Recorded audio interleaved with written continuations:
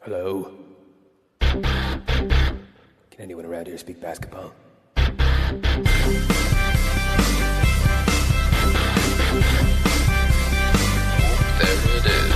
It's the Confederacy of Dunks Basketball Podcast. Bonjour, hello. Oh, mes amis, hello. Welcome to the Confederacy of Dunks Basketball Podcast. Every time me and Matt say that in harmony, we stare at each other. Yeah. Which is pretty weird, but it's pretty okay too, I think. Oh, yeah, and I feel like a Tarzan Dan gets his wings when we do it too. Yeah. Okay, that's a nice hyper obscure reference to start the pod off. Matt, if people want to find us, how are they going to do that? I mean, you can go to dunkspodcast.com. You can also go to iTunes and Stitcher. That's where you want to get this thing listened to, right? Yes. Player FM if you're old school Freddy. Dawn of the internet. Don't knock Player FM, okay? And Spotify. You know, you're listening to a great jazz playlist and you want to freshen it up with a little Confederacy of Dunks. Feel free to do so. And do not forget, we are on YouTube, Freddie. That's right. We are on YouTube, and we are up. I think we have 19 subscribers now. Yeah, I think basically the monetization is really starting to kick in. Yeah, it's flooding in. Sick. Which is pretty good because we live in an expensive city, so that's true. It's good to be rich. You know what I mean? So, yeah. Sweet. Shall we bring the guests on? Or what? Yeah. Let's bring the guests on. Okay. First is with me here in studio, aka Matt's apartment, which is very nice. But she's amazing. She's hilarious. Incredible writer. Amazing basketball person. Please give it up at home for Cathryn Naiker.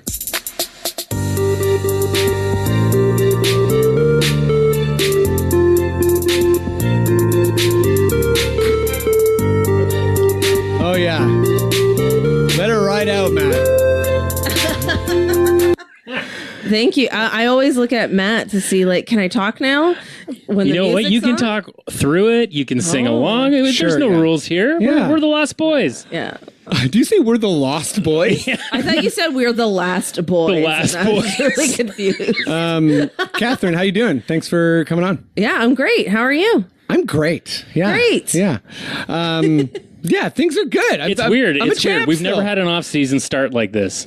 Start as in that we're feeling we're so champions? Good? Yeah, true. Okay, well, let's bring on guest number 2. I've been listening to his podcast for a very long time. I was lucky enough to do it, I think about a month and a half ago. He runs Locked On Raptors, amazing podcast. I don't think anyone covers the Raptors as much, certainly not in the podcast form. He just wrote a book, which is out today. Him and Alex Wong wrote We the Champs, because we're champions, and They documented the whole process, and everyone should go buy it immediately. Please give it up at home for Sean Woodley.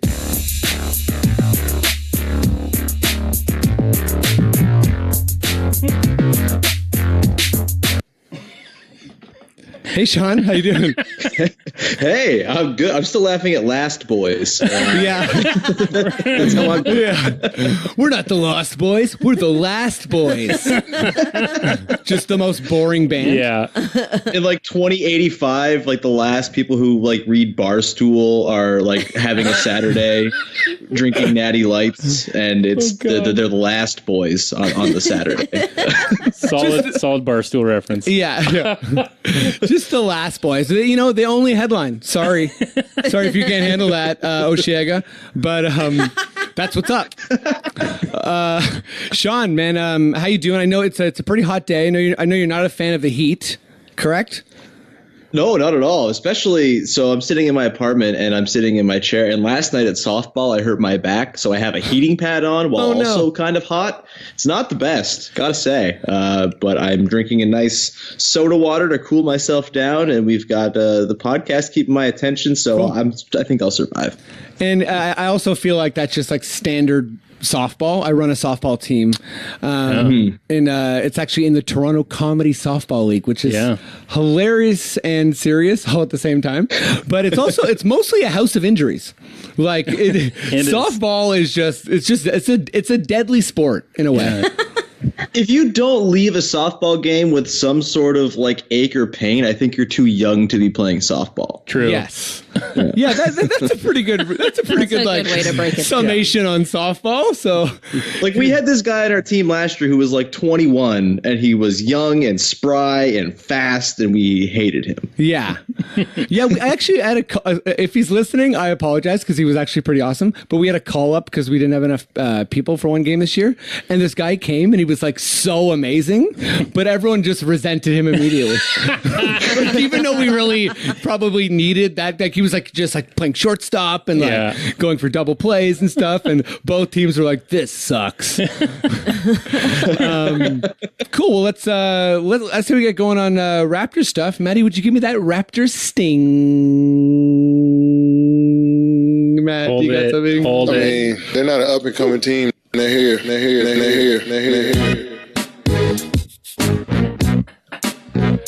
Man, you made me work on that one. It's going to be one of those pods where it's first one of the off season. Like, I'm probably going to fall through this chair at some point. So, Good. I hope you do. Okay. I feel like we're probably 8 or 10 minutes into this without digging into our champion team. Sean, I'll hit you first if that's cool with you. Yeah, what's up? All right. So I want to phrase this as like, as far as the Raptors next year, you know, I think it's fair to say they're the presumptive favorites, like because they won. But if you're inclined to think that if they bring everyone back, and you know maybe they won't be able to bring everyone back, but let's say they bring Kawhi back, and you know maybe one of Gasol and Danny, or maybe somehow both. I don't know if that's possible, but you know if it's very much the same team, do you see a lot of opportunity for growth? Like, and if you think they can be better, how much better can they be? Good question. First of all, I think it's really cool that Raptors fans have evolved to a point where like it feels like we're all pretty confident he's staying, and we're not even worried about it, and we're already talking about next year as if he's going to be there. I know. And I think he's going to stay. So I'm too. I hope totally that's happy not- to indulge the question. Thank you. Yeah, I think like, yeah, they'd probably go in as the favorites. I don't think they'd be like Warriors-like favorites, you know, because the Warriors were like a singularly unique team in history, and the league is pretty wide open next season. You know, there are questions, obviously, like if Marc Gasol opts in, which I think he will if Kawhi stays. There's questions about like how will he hold up over the course of a full season at age 35 or whatever it's going to be. Of course. How's Danny Green going to be if he comes back? Will he find his form of the regular season, or will he be like the guy who missed everything in the postseason except for in like 2 very important games, which was excellent? That's like hard to predict, obviously. And you have like, you got to bake in some more sort of aging for Kyle and Serge as well. Like it's a pretty old team all told. But like Pascal should be better. OG should be back and probably going through less personal turmoil. You would hope, at least, and hopefully his appendix is gone and is not attacking him anymore. And it's, you know, he kind of had to have like, I think it's a bounce back season for OG is what I'm trying to say. You got Fred, like it should be a pretty good team and should be really like amazing defensively once again.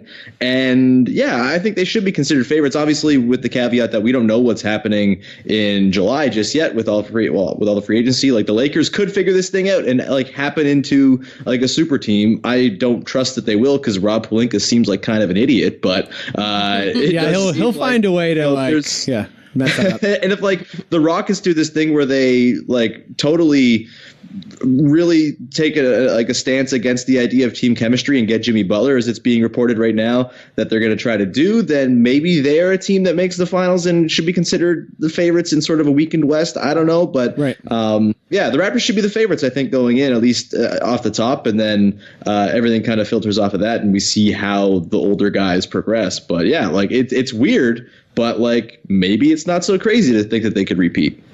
Totally. And I think, you know, if we've already tried doing load management with one player, why not 5? Right? We could be like the old Spurs team. We could, you know, Danny could have load management, Mark, Kyle, Serge maybe as well, Kawhi obviously, and you know, we have such a good Serge's load management comes in the form of suspensions for punching people, so that's taken care of. He takes his own time off, I think. Yeah, Cathryn, what's your take on, like, do you think the Raptors are the presumptive favorites? Do you think they could get better? Like, we won 58 wins and I think kind of got better seemingly every series in the playoffs. Yeah, I mean, I completely agree. I do think we'll certainly be favorites in the East. It's hard to tell how things will shake up in the West, like over free agency and all that. Right. But even like with our team aging, like I think there'll be games in the regular season where like maybe Serge will start instead of Gasol just to give him some rest. So it's not like they're sitting out for the whole game, but maybe they'll just kind of manage their minutes differently. And I do think OG will have a comeback year next year. I do think Pascal's going to be an all-star next year. Yeah, me too. And, Fred really had like an amazing like later part of the playoffs. And I think like he'll probably end up taking over some minutes from Kyle so he can rest. And I just think like our younger guys in our bench are going to be stronger and that will hopefully propel us. Yeah, that's my like most optimistic, kind of like dreamy version of next year. But I feel like it's pretty grounded having just experienced this year. Yeah, it's optimistic, but very fluid. Like you said, definitely grounded in reality. Yeah. It's not like, if nice. this happens and if that happens. It's like, yeah, it all happened. Okay, I'll stick with you here because it's a Nick Nurse question. Oh, here we go. But before we get there, for anyone who's listening, you probably know that Cathryn might have been one of the first people to declare that she thinks Nick Nurse is hot.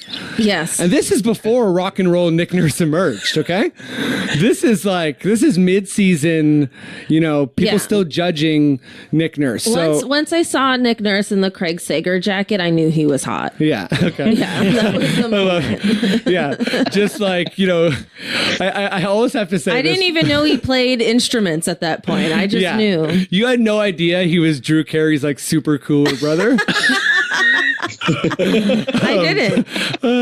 But okay, so you. I bet his 8 other siblings all look like Drew Carey. Oh, I'm sure they must. They simply must. Okay, so wait. But you have a Nurse story from the parade. Yeah. So an interaction.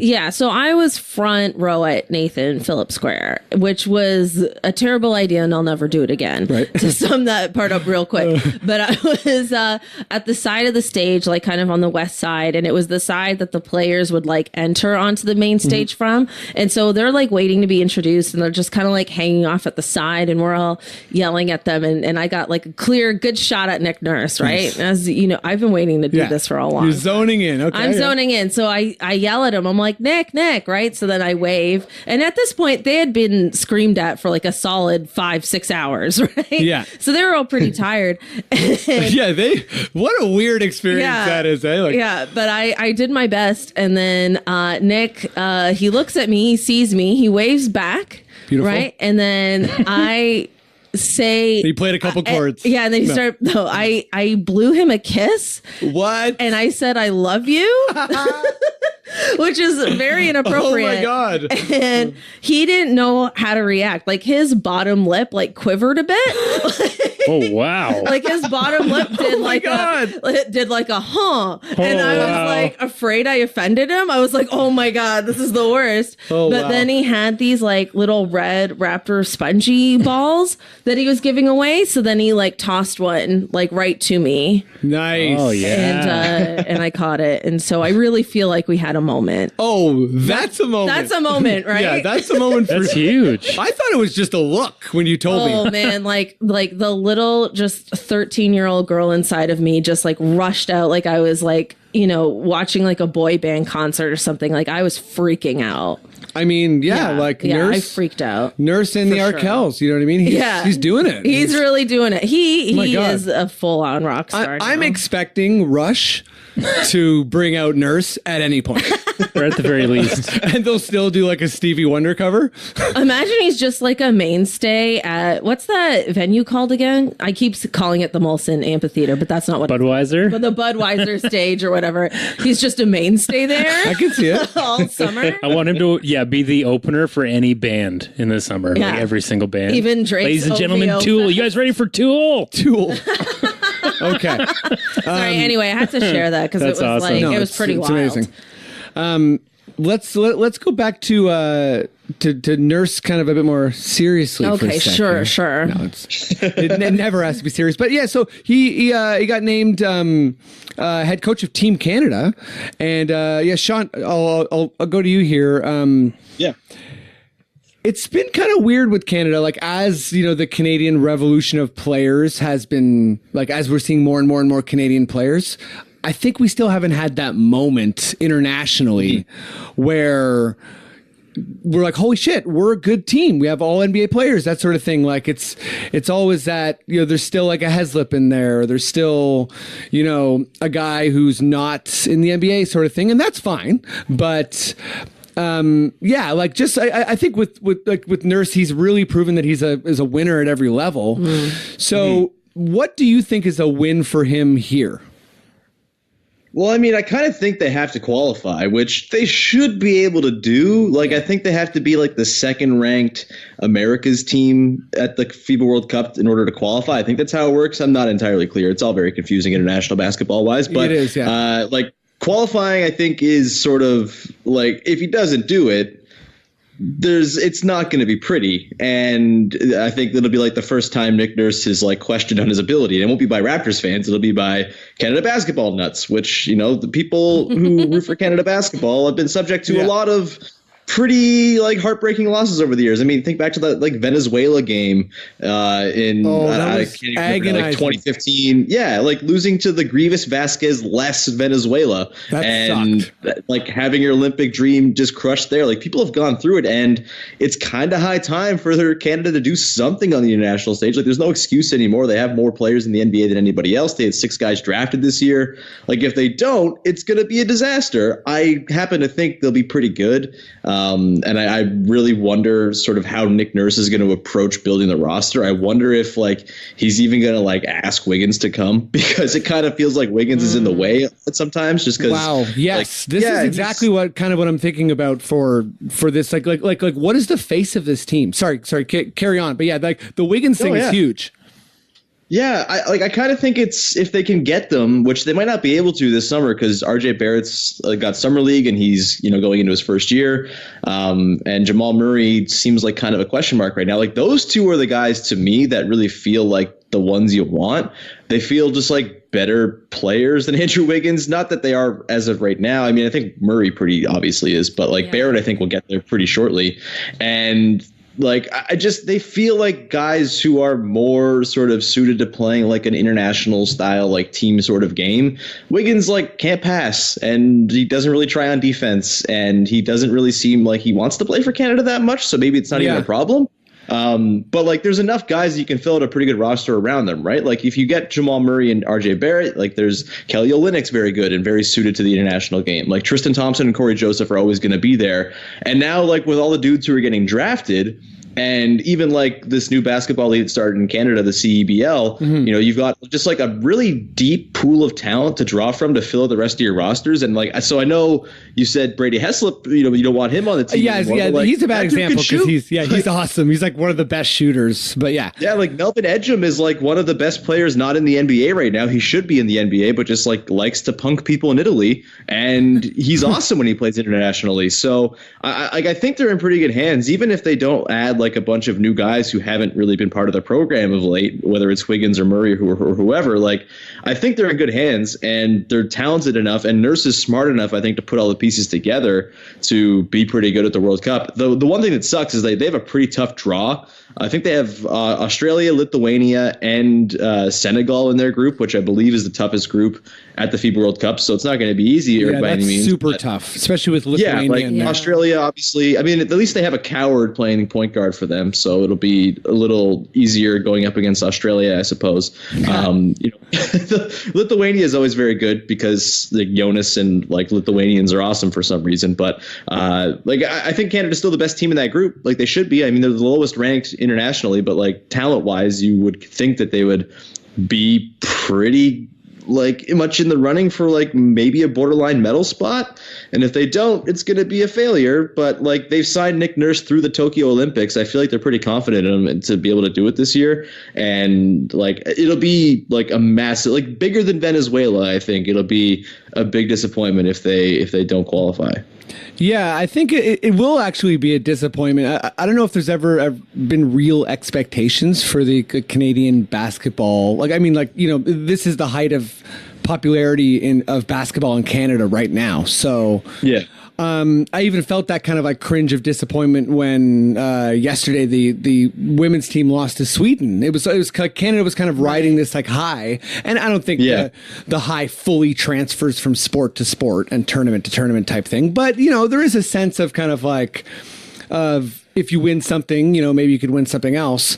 But yeah, I've been kind of thinking that just how you were talking about Murray and Barrett, it's like Canada's always had this, I don't know, I don't want to say it's like a stink, but there's always been this thing where, you know, I guess it's just so contractually complex about like when players can play, when they will play. But, you know, I think it's tough to see Team USA like roll out like all of the top people, like whatever their contract issues are, they seem to kind of make it happen. Or maybe there's just so many good American players that you know, someone can, like, you know, a Kawhi, for instance, could be like, well, I'm signing a contract, so I'm not going to play, and they still have like AD or whatever. But yeah, I kind of think that's what it is, right? I mean, like the States, they don't always send their best guys. Like there was a reason Kyle Lowry and DeMar DeRozan were on the 2016 team. Like a bunch of guys didn't go. Yes, but they're just when they can throw Kyle Lowry and DeMar DeRozan as like your third stringers, that's really unfair. Yeah,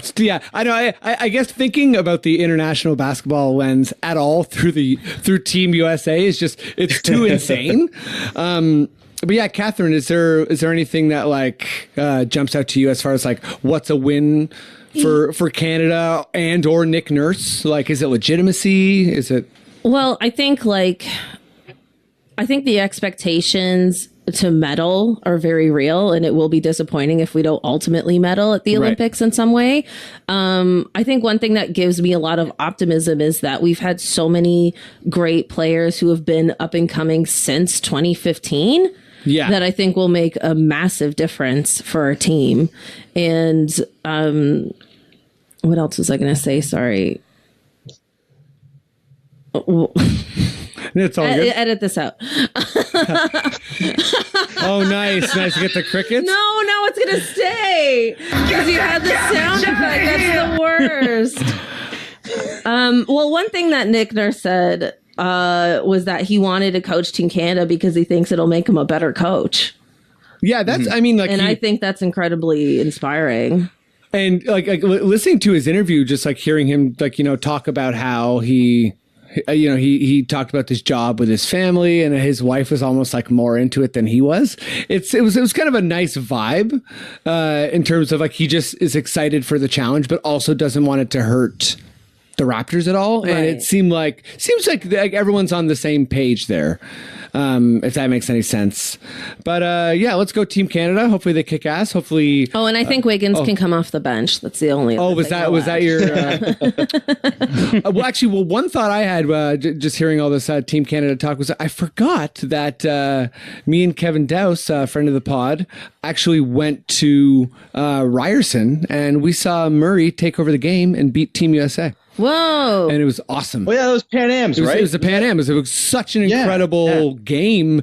And, you know, I knew of Murray, but I'm not the best student of younger players. Like, I feel like I start to understand players a lot more once they make it to the NBA. Like, even Barrett, I've seen highlights and, you know, I've been hearing about him forever. Obviously, I know his dad. Yeah. But I don't really have a grasp of, like, what exactly he's going to look like on the court. Like, he seems like he's pretty awesome, but also New York has a way of kind of making people. I'm so worried, man. Yeah, I know. So worried the Knicks are going to break them. I hope they don't, but yeah, I've been really. The Knicks are like. I've been completely indifferent to the Knicks and have been completely uninvested in their good or bad fortune until right now. Yeah. Now I'm like, oh, please land a good free agent. Well. Please treat him well. Yeah. Now suddenly I care about what actually happens to the Knicks. Okay, just to finish Raptor stuff here, Cathryn, I'll go to you here. So I'm sure, like me, you're seeing a lot of different like media, you know, kind of like dismiss this Raptors championship for whatever reason, whether it be like asterisks or, you know, I mean, like the main reason is injuries, of what I've heard, but like it's still there's all sorts of like little different types of slights. You know, sometimes there's an acknowledgement of that. Yes, they won the championship, but then in the second sentence, it's like, yes, Kawhi's also going to leave or whatever. Like just kind of the classic Raptors slandering. But at the same time, I'm also hearing. Over the basketball world, people start to kind of try to contextualize what we just saw and how good this Raptors team was. I think particularly on defense. Like I've said it a couple times, but the Bucks game where the Bucks didn't score for like 5.5 minutes or whatever it was, it just really sticks out as an insane moment that the best offense in the NBA struggled that hard on a stage that big. Yeah. And sorry, it's a meandering question here, but I want to know what you think, like how you think the Raptors are going to be remembered, because like we're kind of like in hot takeville right now, and when the dust settles, I think yeah. Yeah, I mean, I think that a lot of the American media especially are the ones being dismissive about our championship. And I think they were going to be dismissive regardless because we're in Canada and they've probably always been dismissing us. You know what I mean? And then it's just nothing new to them. Like Bill Simmons calling our championship kooky and shit like that. And I just feel like anybody who has an opinion about us based on basketball is not dismissing our championship. It's just people that are like, oh, Kawhi's going to go to the Clippers because it's LA and that's their only right. They're more interested in like basketball adjacent things. Yeah. And just other storylines, other plot lines, if you will. And I just think like, anybody who like actually understands basketball knows that we gave Golden State the best defense they saw this entire playoff run. You know what I mean? They saw how hard we crawled out of the East. You know what I mean? Like there were injuries. And of course, like if Kevin Durant was playing, it would have been different. Yeah. Oh, of course. Yeah. But that doesn't mean Kevin Durant wouldn't have been up against the best defense he's seen in the entire playoffs. You know what I mean? Yeah. So like what's just as far as like how you think they will be remembered, do you think, do you think it's going to be competing narratives? Like will the dust settle on some kind of hardened opinion, like it was the Kawhi championship, or it was the 0 top draft picks championship? Like I think the way that we remember it is going to be different than the way America remembers it, which is a bit controversial, but easy with the controversy easy here, with the hot takes here. But yeah, I just think they're going to remember it differently. I think they're going to remember it more dismissively, and I feel like I'm just over it. I'm just over it. All right. Sean, how do you think this Raptors team is going to be remembered? Current kind of like snapshot takes aside. Mm-hmm. Yeah, I mean, honestly, from my experience, and maybe it's just because like I've muted a lot of dumb people on the internet, but like from my experience, I'm not seeing a lot of like dismissiveness of the Raptors per se. I just think it's more people like, the Windhorsts of the world who like transactions more than they like actual basketball. Just like, I think I don't know if it would have mattered who won the finals. I think it was just like, all right, finals is over. Let's get to the fun free agency summer. And that's what we're on to now. And I think that's kind of the thing I've seen more than like outright dismissal of the Raptors. There's been some really good stuff about the Raptors and sort of how the asterisk stuff is nonsense. I think there was a really great piece by Albert Pernico at Deadspin all about that. And I think Drew McGarry wrote about it too. Like there's a lot of great stuff out there. If you know where to find it, of people sort of lauding this Raptors championship. And I think like real like diehard basketball fans are going to remember this team a lot like the 2011 Mavs, I think, where this is a really sort of beloved, maybe it's a singular run, maybe it's only this year. And maybe honestly, if Kawhi leaves, it'll be remembered even more fondly as sort of this weird snapshot in time where like, remember when Kawhi was on the Raptors for a year and they won a title? Like how crazy is that? But I do think like this team is a lot like that Mavs team in 2011, where it's a lot of guys who came together who had, very different pasts and sometimes checkered playoff histories and stuff like that. I mean, half the rotation for the Raptors was guys who had been tormented by the Warriors in the West. They come east and they come together with this awesome team with, that really sort of went all in on Kawhi and then doubled down, by, getting rid of Dwayne Casey and bringing in a brand new coach to run the whole thing. And I think it really is going to go down as like a team of destiny almost. Like if you think about all the stuff that had to happen, when you look back at, game 4 against the Sixers when Kawhi hits that 3 over Joel Embiid, you think back to game 7, obviously, in the bounce shot. You think back to game 3 when Kyle Lowry fouls out against the Bucks. In game 3, they're down 0-2. He fouls out with 6 minutes left in the fourth quarter, and they somehow survive and win in double OT, and that starts them going 8-2 to finish the playoffs. I mean, it was kind of a team of destiny, I think. And I think people are going to remember it like that. I think because of the way it came together, like, it's so different, right? It's so unique the way it all, like, all the different stories and backgrounds of guys came together. And sort of, I think even like the 5 years prior where it was constantly sort of getting to a certain point on the mountain and then falling back down catastrophically, I think that all adds to sort of the lore of this season. And for me, like, the way I look at the NBA, I don't look at it as like a 1 year at a time type of thing. I look at the NBA as something where it's like a prestige drama, right? Where like stories unfold over many, many years.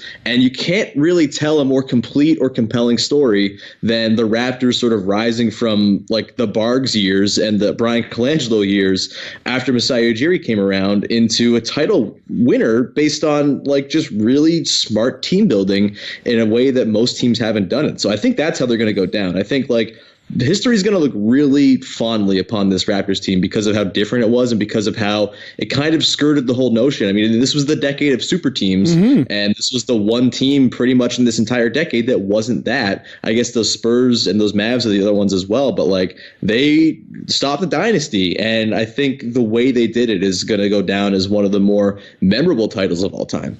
I love that. And I just want to add that I think we'll also be remembered for just how innovative we were in our approach. And I really think Box and one. Box and one. And not switching that much, which is a big deal. Yeah. And I think people are going to look at us as a blueprint, like all the other smaller market teams, the Charlottes of the world, the Portland Trailblazers of the world, the like, you know what I mean? Teams like that are going to be like, let's look at how the Raptors did it and see if we can kind of copy from their playbook. And I think also just like extending on that point, like, and also going back to what Sean was saying about like it being a prestige and like, spanning over a longer period of time than just 1 year, if we're, still confidently thinking that Kawhi does resign, then that is going to be forever linked to Paul George staying in Oklahoma City. Yeah. And I think that's going to shape NBA history as well, because those things are all going to be combined. And this is what the NBA wanted, right? They wanted guys like Paul George to stay in OKC. Like they want Kawhi to kind of stay in Toronto. So these teams, these markets aren't looked at as irrelevant all the time. Yeah.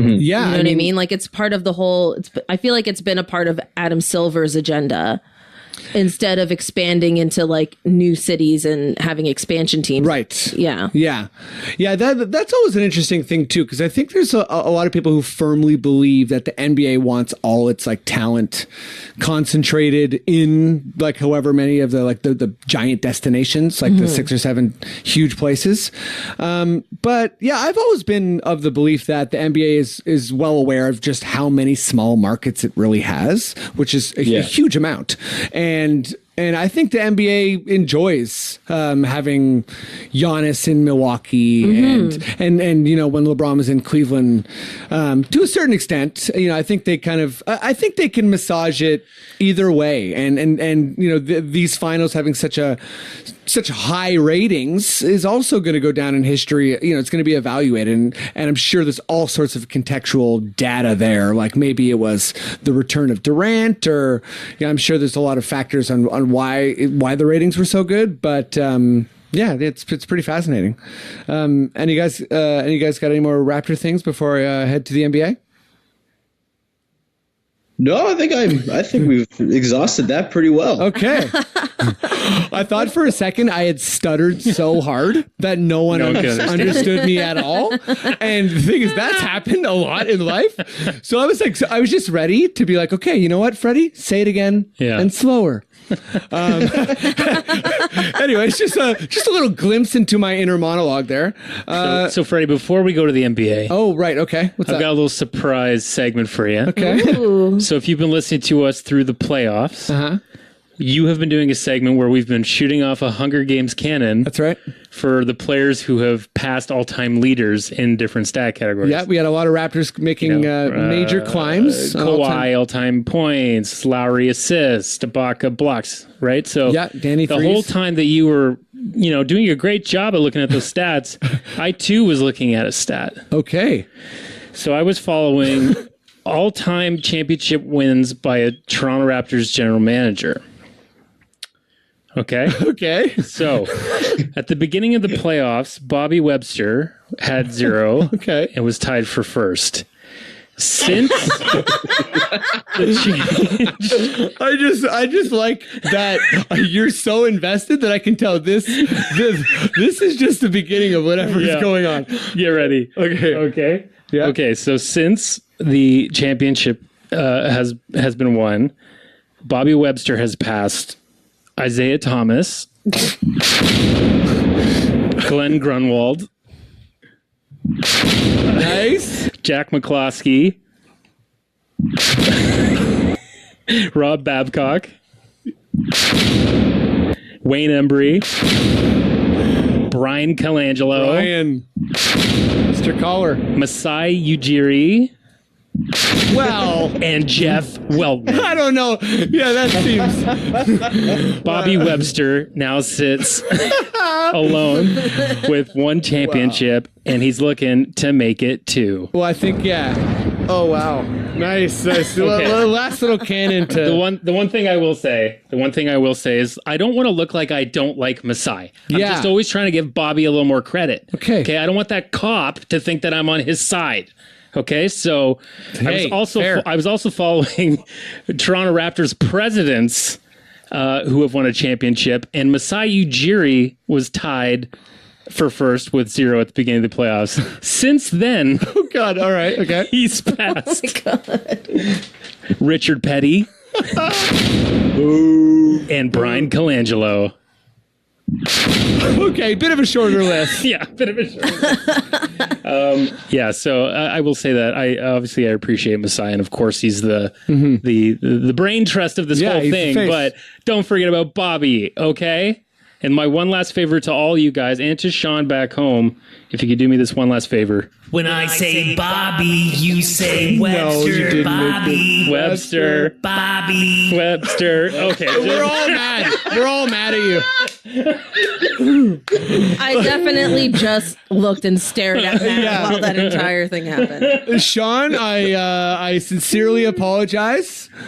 Hey, man, I took part, so Okay. I apologize to you guys who remain steadfast at not humoring Matt. Well, I said Webster the first time. You I'll did. say that. Okay. So I halved it.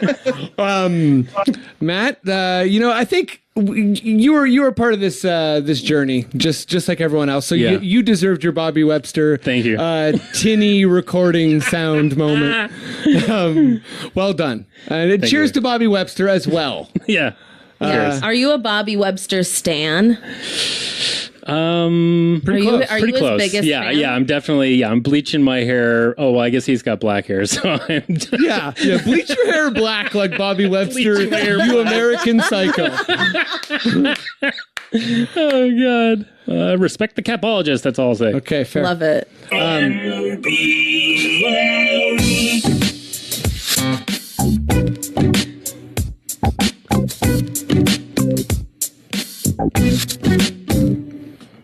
National Basketball Association. I was gonna say. talk. Just in case you didn't know. I was gonna Some people say- don't know. Yeah, some people don't know what NBA stands for. Thanks, Matt. Huge. Especially all our listeners. Yeah. Okay. Well, I think, yeah. Again, you I stand by. You deserve your moment to play some tinny sound effects that you made up earlier in the day. Okay, let's go to the draft. I think most Raptors fans had the privilege of, not really thinking about the draft too much. Not only did we trade away our pick as part of the trade that brought us a championship, but we also were in the finals, and I found myself not at all looking at any type of mock drafts. Again, I'm not a hugest draft guy, but I usually check in. I remember being surprised because I didn't know Bruno, so I care. But Cathryn, I'll start with you here. Who do you think is it's always phrased like the winner of the draft? It doesn't have to be the winner, but is there a team whose direction, who's really heading in a good direction for you? I mean, it's hard to say New Orleans didn't win the draft because of Zion, right? Like I think to pick anything else is just for the sake of it. You know what I mean? Like clearly they won, but also like I'm just so excited for New Orleans. Like not just because of this draft pick, but I think they made an amazing trade with the Lakers. Like I don't know if that's a topic for later in the episode, but I think they have a very bright future. I'm really excited for New Orleans. Hey, yeah, I think like Zion seems like he's like a potentially generational player. Oh, and then when he had that response where he was just like, let's dance. It was amazing. It was amazing. And because everybody was talking about, how he was like really disappointed that New York didn't get the top draft pick and now he's not going to New York and he really wanted that and blah, blah, blah. I love that he's embracing New Orleans in a way that I don't recall Anthony Davis doing necessarily. I mean, maybe he did and I just don't remember, but I love that he's embracing the opportunity. Yeah. And he seems genuinely excited to be there. He seems really charismatic and nice. I did watch the draft, and I think this is a bit of a cop-out answer to my own question. Sure. But I think the winner is like male sensitivity. All those tears were wonderful. Yeah. And all the camaraderie and kind of like, people referencing their parents, and sometimes their parents, weren't there, and sometimes they were, and it was just a really, really nice thing. And the other winner for me is Sean already said it in the pod, but there were 6 Canadians drafted. So yeah, I think those that's my cop-out answer, but those are my winners. I think it's important for people to see a bunch of strong men, But that's what sports is for, so men can express emotions. And that's it. Fair, yes. Positive way. It's the only reason. A shout out to RJ's blazer, though. That his whole suit was pretty incredible. I liked Bull's spiderweb suit. It had a spiderweb on it. Venom, wasn't it Venom? More than RJ's? I don't know. With the Canada lining? Yeah, that was cool. It was a bit tacky. It was cool. No, I mean, like it's not my style. But you know how hard it is to pull off red and pink? Yeah, fair enough. He did it. Sean, did you watch the draft? Do you care? Is there a winner for you? I watched the draft. I don't care, but I watched it because I have no life and it was on. So, yeah, I like the winner. I agree on both fronts. It's male sensitivity and the Pelicans, and like Zion, I think is officially taken the mantle. Although Giannis's MVP speech was pretty emotional, but I think Zion's taken the mantle as like the NBA's sweetest boy. I know, really, right? It was so nice. And his mom, oh my God, it was great. Can we have an NBA sweetest boy ranking at some point? I think Sean just started it. That is so beautiful. Yeah, I mean, it's like, I'm pretty sure Zion's number 1 right now. I think Giannis is 2 because of his, just sort of general delightfulness. I haven't thought about it. It used to just be Giannis was the clear belt holder, and now there's 2 guys. I'd have to fill out the rest of the rankings. Like I might take the whole summer to do it. This feels like a way to kill some months between. And I feel games. like that's a very you thing. Like that's a Sean project waiting to happen. I'm looking forward to this. I guess maybe like Katie Heindel and I can team up to do it, because that feels like a Katie project as well. Oh, totally. But yeah, as far as like other teams that won other than the Pelicans, like I thought the Grizzlies did pretty well. They got John Morant. He seems cool. And they got Brandon Clark, who everyone said should have been a top 10 pick and went 21. So that seems good. And he's also Canadian. So that's nice. Right. Pretty much any team that's not the Suns won, because the Suns, I don't know what the hell they're doing. But they're in such a perpetual disaster mode, the Suns. Like it doesn't even seem like they can do the, a lot of franchises can do the first, second, third, fourth, fifth fifth step, and then it's like, oh no, it falls apart. But the Suns seem to be in this place where they won't ever do the right first or second step. Like it's just they like dumped their second best player TJ Warren into salary cap space and also attached the 32nd pick to him to get rid of him for some reason.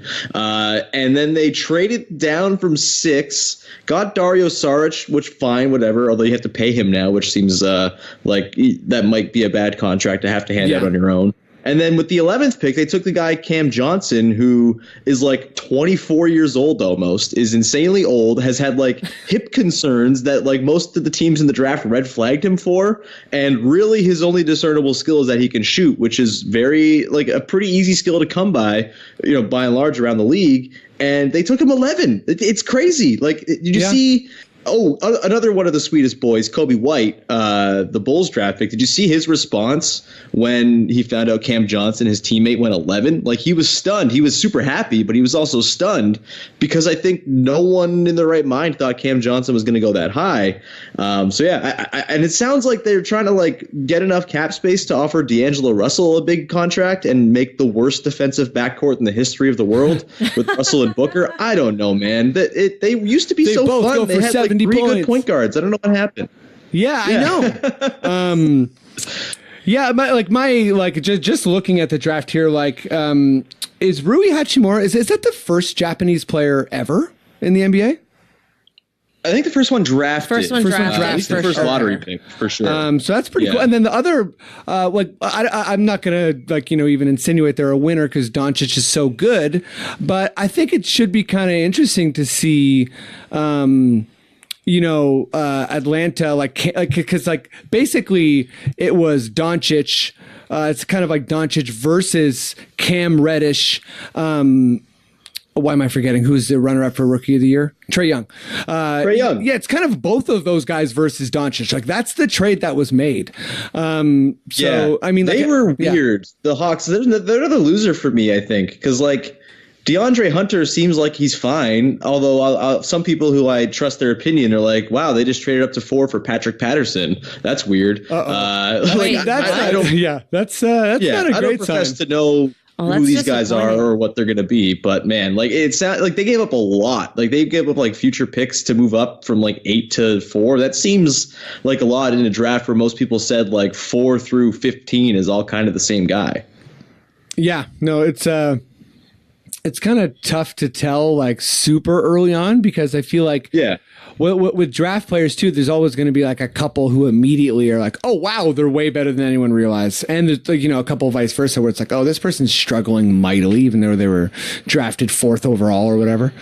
Look, I mean, I was a guy who was really, really mad when the Raptors took Valanciunas over Brandon Knight. So my opinion means nothing here. Oh my God. I have a friend who... That's the beauty of draft opinions. So Adam Christie, if you're listening, when we thought we knew anything about the draft, he was adamant that he thought Kawhi was the worst player in the draft.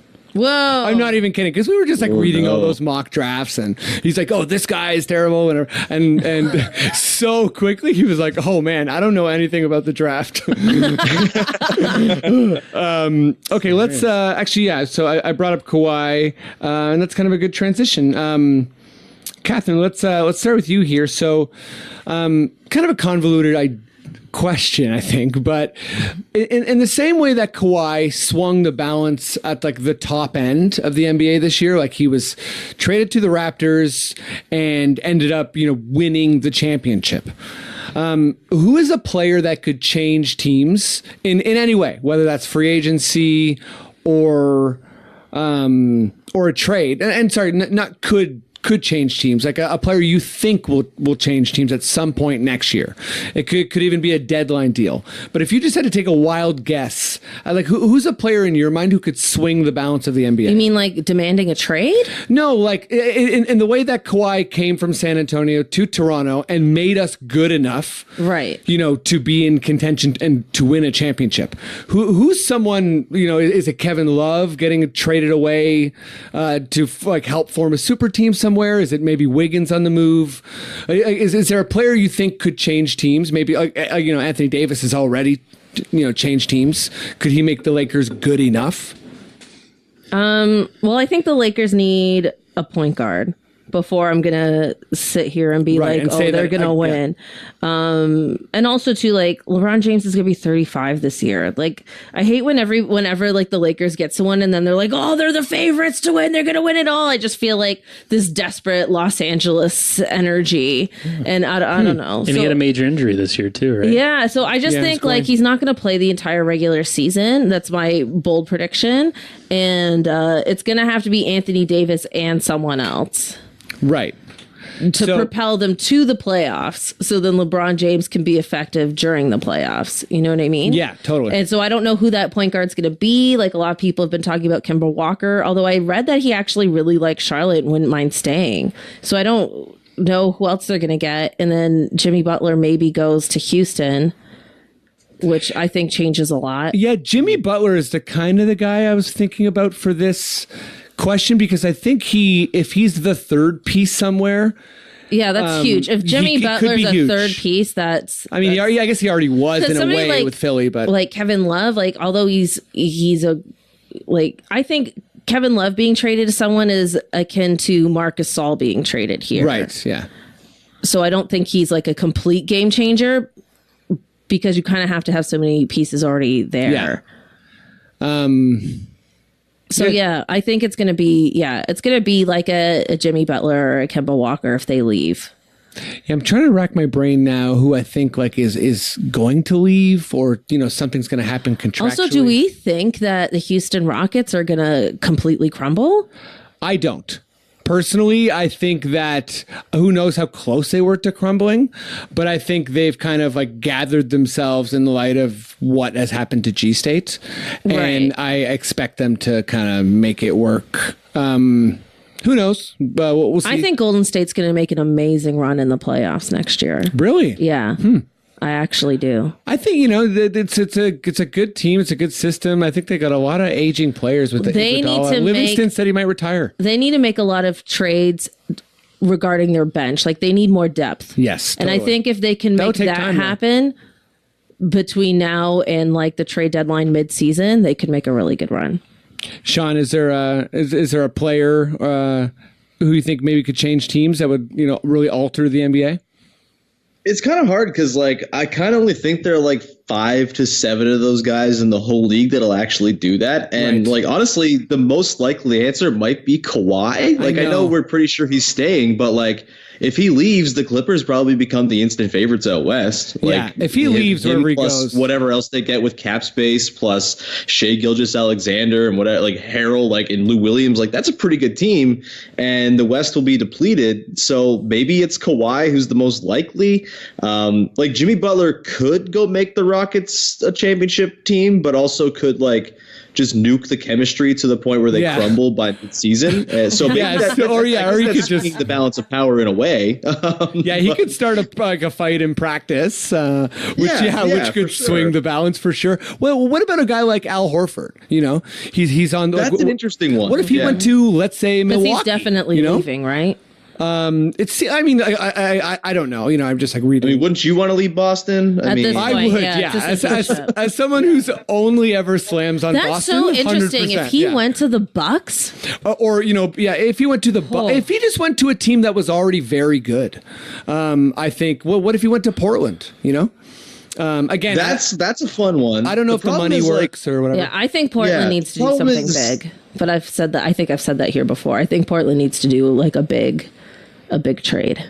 Really? Because I think they're a great team, but they can't get over that hump. They need to do something to get over that hump. Yeah, I think. Yeah, they should be putting in a package for Kevin Love, I think, and like. The thing with Horford is, I think he could make a team like extremely good. And if the Lakers didn't have no point guards and all forwards, like, I think he would be a really good fit there next to AD, and you could have AD play where he prefers to play at 4. But I think kind of like it just makes it's pretty tricky to make it work. And then I think the Bucks, people have thrown the Bucks around. I don't know how they're going to make that happen because they got to keep Middleton and Brogdon and Lopez, and like they don't have that much money to work with. Their owners aren't going to pay the tax. Yeah. So I don't know how they're going to make Horford work if they were to do that. And then like you just kind of come like, oh, there's Dallas with lots of space. I guess he's going to the Mavericks, and I don't think that changes much for them. Yeah, that's kind of like it's cool if you're a Dallas fan. Like, I'd be really happy. Yeah, but it's doesn't seem like that big of a. If he goes to Dallas, it's like what are they then? This like seventh? Yeah, he's just Luka and Kristaps' dad. Like I don't know. That's important too. You know, that's cool. Yeah. I wonder if the Spurs would try to pick someone up. Yeah. They have so much money tied up in guys, though. That's the thing. Is like all the teams that are fun don't have any cap space. It's all like, I mean, the team I really want to sign Horford is the Kings, like so bad. Oh my god! Because I love the Kings. I think they're super fun, and he would be amazing alongside like Buddy Hield and Bagley and. That would actually be incredible. That would be the biggest, like good. That would be awesome. More shocking to anyone than the Raptors winning the championship. Would be like, oh my god, somebody went to the Kings. Like the Kings did a smart thing. What? Yeah, like a smart, good thing that like had like because you know. Because I think even there's like Paul Millsap, his first year was looking good, then he got injured. But I think even though he's on the decline, he was just such a talent upgrade for a team like Denver. And I really think those small types of moves, you know, can be big. It can be like Sheed to the Pistons sometimes. Yeah. But I think, you know, it's probably kind of like what Sean was saying. It's more likely that real movement is at the top. What could also change the balance of power is if like the Sixers decide to properly manage Joel Embiid over the course of a regular season and he's not a broken mess by the playoffs, because that dude's horrifying and could win a title on his own, it seems. Okay, that's a perfect transition. I'm just going to launch right into it. Sean, do you think load management is the future? I don't know if it's like the future for most teams, because I think the NBA will probably sort of try to institute some sort of deterrent because like it's still a product they're marketing, right? And like if people are facing a 25% likelihood that a star player is not going to be playing when they go to see a game, that is not great. Like that's not good for the league at all. I think teams on like a case by case basis will start to do it though. And I think Joel Embiid's kind of the prime example. I mean, that dude played like 38 minutes a game this season. And then by the end of the year, lo and behold, the dude with a bad back and feet problems started to break down as the season went along, and he just wasn't right in the postseason. And like, I think that is like guys who are at a more sort of obvious risk. Like I think we'll see with LeBron a little bit even too, right? Like if he's got AD there with him, along with whatever minimum guys they can bring in, Curry, like, probably. I think LeBron will probably chill. Yeah, Steph makes a lot of sense too to sort of keep him fresh, like older guys and guys with injury history, guys who are coming back from injuries. Like I think that will be the future for guys like that. I mean, I don't think we're going to see everyone do it. Like I don't think the Raptors are going to load manage Pascal Siakam, right? Like that dude has a motor. He's crazy. He's young. He's probably fine. But guys who have maybe a higher risk, and maybe this is where sort of the bio data that the teams collect on guys, which is creepy and weird on a certain level, but like maybe they start using that to properly sort of manage guys the way that Kawhi was, right? And maybe and not every team can do it either, right? That's the other thing. People don't really realize this. It's true. It's like, oh yeah, load management. So like the Raptors were awesome without Kawhi, and they could afford to do it. You know, if so, like the Bucks couldn't have load managed Giannis because they'd lose 10 extra games, and then you're in a fight for like the 6th seed, right? So I think it's kind of a case by case basis, and you have to have a lot of sort of depth on your team to be able to withstand a guy sitting out 20 games. And you have to have a guy who I think is more at risk of injury to really justify it. I think load management is at least the short-term future, though. You know what I mean? I think people are going to look at like what we did, and especially in parallel to Golden State. You know what I mean? And I also think, like, if you look at what happened to Kevin Durant and you're like a star in the NBA, wouldn't you in the back of your mind be like, maybe I need my own doctor? Maybe I need like that second opinion doctor. Like, I think that's also possibly a trend going forward, is just like big stars having their own I think he non-biased does have his doctors. Own. Does he really? Durant, yeah, because I heard that Durant's doctor and G-State's doctor both agreed. Because the whole talk, the whole time was just team doctor said. No, yeah, but sorry, just like yeah, I'm not like, I think your point still stands. No, like that's kind of independent oversight over your own body. Yeah, right. I think is a trend that's gonna, Kawhi is pushing for it, and Embiid, and sorry. No, that's basically it. Yeah, I also think that we'll see, I think, going forward, maybe a push for team doctors to be not supplied by the team, but supplied by the NBA Players Association. That's so yeah, like on a different payroll. Sort of aligned. You know what I mean? Instead of like a team maybe rushing a guy back, because like even the team doctors, like there's an interest in that guy having his guy come back and playing for the team. Like those interests aren't always going to line up. But if you have the PA responsible for the medical side of things, maybe that sort of, and maybe the byproduct of that will be more load management, right? Maybe they're just like, all right, you're playing 60 games this year. This is kind of what we think is the best course of action for you. Maybe that's what the byproduct will be. But I think that's something that'll be interesting to see going forward here, considering what Kawhi did and the success he had, and then what happened to KD. I think guys are going to really want to take more sort of ownership over their health, but also I think the NBA PA should be kind of stepping in and sort of protecting players from the interests of their teams in an interest to sort of keep guys from bad things happening. And protecting them from themselves. Right. Yeah. As well. I mean, yeah, we all have that Willis Reed moment in our mind, and it's like, that was insane what he did. Yeah. You know what I mean? And it's like, obviously it's like cool and stuff, but it's like, also what could happen is what happened to Durant. Yeah, you know I mean, like Klay Thompson tore his ACL and then tried to keep playing the game. Yeah. You know, and it's that was like, adrenaline probably, though. Yeah, absolutely. Yeah. But that's what I mean. It's like people to save them from themselves also, because they're so competitive, as they should be, right? Like kudos to them for trying to like play through these injuries. But at the same time, it's like you need that person that's like, okay, now it's time. You gotta sit out. Yeah, and I think like I'll just add, you know, it's obviously indirect because it's like sport to sport comparison, but there's a lot of like super popular sports whose stars don't play every night, right? So I mean, like it's a long time ago that you had Babe Ruth doing it all, right? Now everyone has ace pitchers that they rotate. And, you know, the MLB markets are like with that in mind. And, you know, you have the NHL where you have goalies, you know, like I don't know what the number is. I'm not as big of a hockey fan as I used to be, but I'm sure a star goalie is probably Matt. I'm sure you could tell me a star goalie of a team is playing what, like 60, 65 games? Or less? Yeah, you would hope that they wouldn't play more than that. Yeah. Right. Yeah, exactly. I think it's 6 years in a row that the Stanley Cup winning goalie, like they're starting, like that the team, their starting goalie played less than 60 regular season games. Oh, yeah, wow. So exactly. And I think that to me is really interesting, and I understand it from a marketing perspective, but you know, don't you want all those playoff games? They're all ABC games. They're all TNT games. You know, I'm sure they wish they had Durant in the Portland series. I'm sure they, you know, and again, like, you know, it's not like cause and effect. So I think like that's what makes it complicated too. You can't be like, yeah, it's so anecdotal when we just focus even on one player.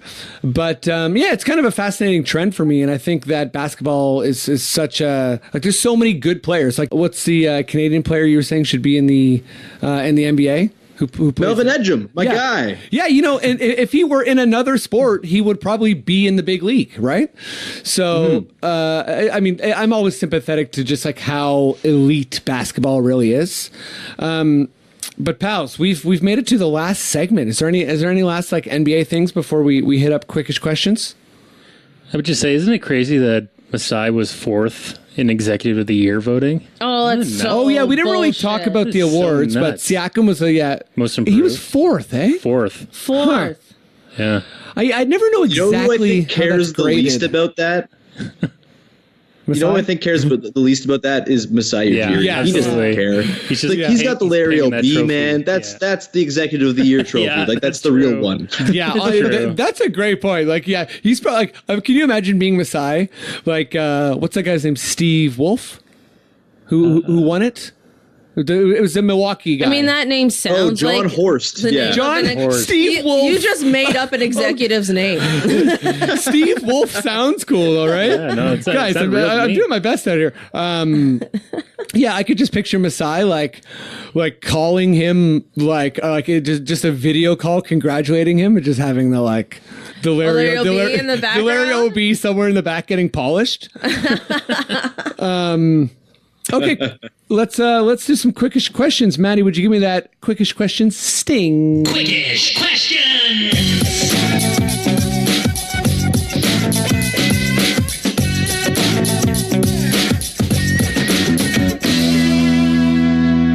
Okay. Sean, you haven't played this weird dumb game I made up, so I hope you have fun.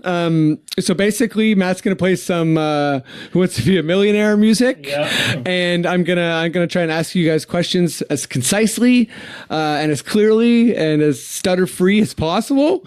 And the only rule is you have to answer them as quickly as possible. So, no phoning a friend, no commas in your sentence. Just try and answer as quick as you can. As quick as you can. As quick as you can.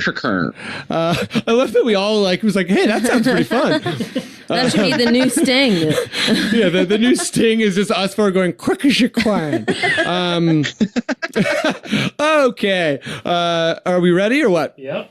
Mm-hmm. Okay, Cathryn, I'm going to start with you, and I'll make my way around. Okay. Cathryn, was the seriousness good? What are we going to name this WNBA club? Oh my God, I don't know, something cool. Not the Huskies. But not another dinosaur. Okay. I don't know. That's the closest I can get. Fair, Matt. Is everyone sleeping on OG? Yes. Okay. Correct. Sean. Where in the world was OG in his birthday video to Danny Green? On a safari. Whoa. Yeah. Wow. It was hat. It was the hat. Oh my God. It is the hat. It's the hat. The hat was amazing. Okay. Cathryn. Mm-hmm. As per Masai, is Kyle Lowry the greatest Raptor ever?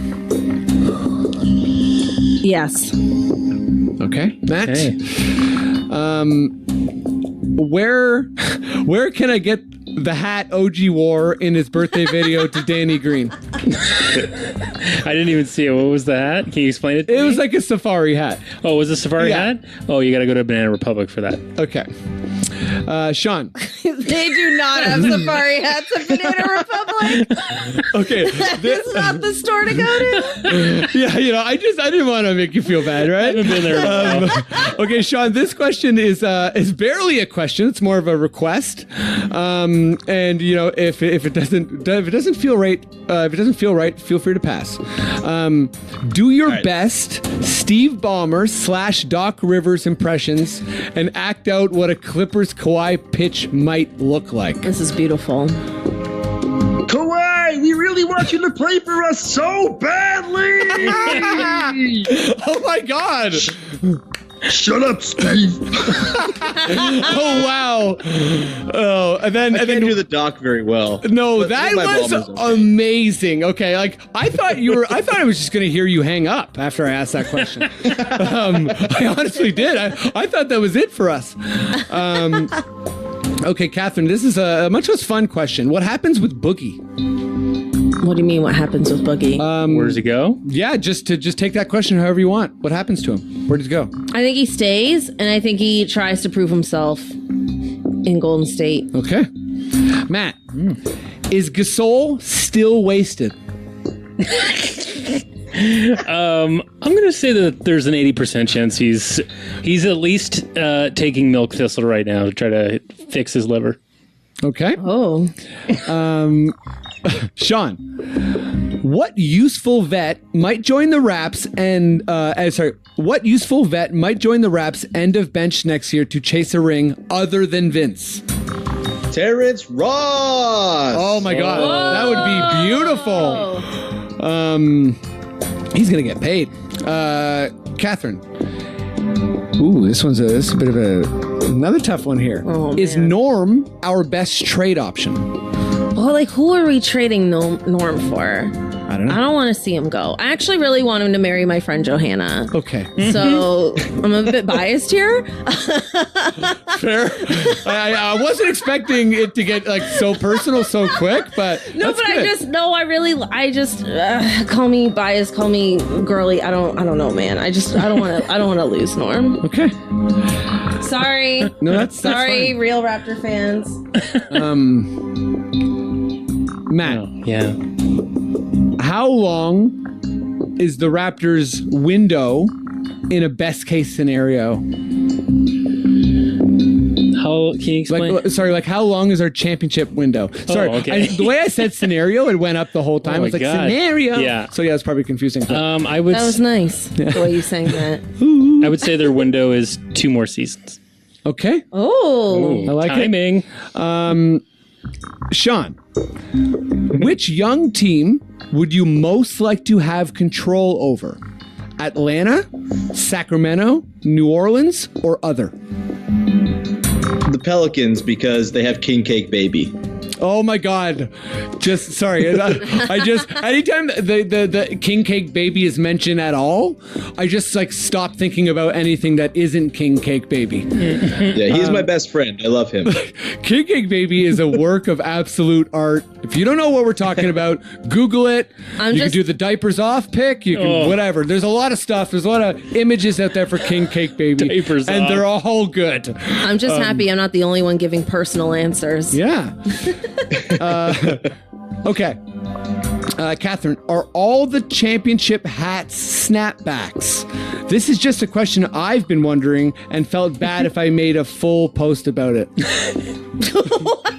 There was just a little bit of someone else's. Any fitted hats? Yeah. Is there anything else? Is there only snap hats?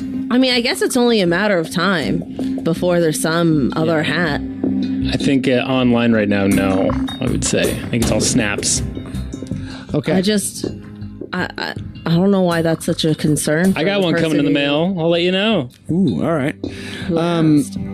Matt, I don't think you watched Masai's press conference. No. But I'm going to ask you this anyways. Okay. What question would you ask Masai that didn't get asked in today's end of season press conference? Oh boy. I'd probably ask him like how important emotionally is Bobby Webster to him? Yeah, I don't think that did get asked. You need a media pass. Yeah. Oh God. All right, Sean. I think this may be your last question. Okay. So considering Bol got drafted 44th and Taco Fall going undrafted or went undrafted, have we seen the last of 7 feet players in the NBA? No. Marcus Gasol is 7'1", and he's going to be around for at least 1 more year if the alcohol doesn't kill him. Great answer. Okay, Cathryn, this is your last question. Who will/should? Oh, this is not a quickish question. We'll just answer as quick as you can and summarize it. Who should the Lakers, Clippers, Knicks, and Nets use all that cap space on, and why will it be a total disaster for them? So why don't you just give me one of those teams? Just a quick disaster scenario for them. Kevin Durant. Yeah. That's the player Kevin that Durant, they should Knicks? go after, and that will be a disaster for them somehow. Yeah, because they won't make the playoffs without him, because he won't be playing.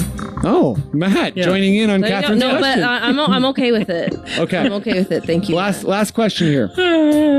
Matt, what's the future? Great. What's the future for the Golden State Warriors? Future of the Golden State Warriors? Yes. Ooh, boy. I think that they're going to lose a couple big pieces this summer, but I still think they're going to compete, and I think they're going to surprise people in the playoffs. Wow. Yeah. Cheers. Yep. Okay? Okay, that's it for the pod, everyone. Sean, thank you so much for joining. Thank you so much for having me. Yeah, this was a blast. This is awesome. I really appreciate it. And everyone, go check out all of Sean's work. Sean, do you want to just plug it for the folks listening? Yeah, sure. Lockdown Raptors, the podcast on wherever you get your podcasts. And then We the Champs, the book I wrote with Alex Wong, is available in stores today. And you can order it online as well at Indigo and Amazon and all the places you typically order books. Awesome. And we'll link to Sean in the description and everything. So trust me, he's amazing. So listen to all his podcasts, rate and review all his podcasts. Be kind to this good man. You know what I mean? Cathryn. The next podcast, I'm going to do all in Steve Ballmer voice. So, oh my gosh. When you came through with that Steve Ballmer voice, like, I wish you could have seen my face because I was like, holy shit, Sean's going in. And also, every single Steve Ballmer picture I ever see sounds like the voice you did. Yeah. You know what I mean? His pictures are loud. Voice that Chuck the Condor has. Yes. He looks like he has no inside voice. No, not at all. Even when you see him like doing the Microsoft opening thing, you're like, dude, you are sweating through every shirt and you're going crazy. Yeah, Cathryn, I'm sure you got shows coming up. I'm sure you got a ton of stuff coming up. Where can people check you out? Yeah, you can follow me on Twitter. It's me _Cathryn. I'm performing on a pirate ship this week. Whoa. Nice. So some people write books. And And some people are comedians and they do anything that's there. Yeah, so it's going to be a fun week. That's amazing. Okay, I'm sorry. I'm not just going to let it die there. Where's the pirate ship? Where's the dock? I don't even know, man. It's somewhere in the city. You start in Collingwood or what's going on here? I hope not, because I have another show later that night. Okay, so I gotta. It's gonna be a quick in and out of the boat for me. Can people come see you perform on this pirate ship or what? Yeah, I'll tweet about it. You can get tickets. Okay. You can come to the pirate ship. For sure. I should just write a book, honestly. Yeah, write a book. Yeah, and for us, we'll be back next Tuesday. Matt, you got anything going on you want to shout out? I don't know. Just thanks for all the, I appeared during the NBA finals and my Coors Light commercial. Thanks for all the feedback, and I'm glad I could be a lucky charm for the team, I guess. Oh, yeah. See you in the next finals. Oh, wow. You got a voice going. Which commercial is it that's in the finals? Coors Light. Oh, Coors Light. Yeah, I went for that too, you bastard. Oh. Just kidding. I'm happy for you, man. That's great. Cool. Yeah, that's it for the pod. Thanks, everyone, for listening, and see you next week. Can anyone around here speak basketball? There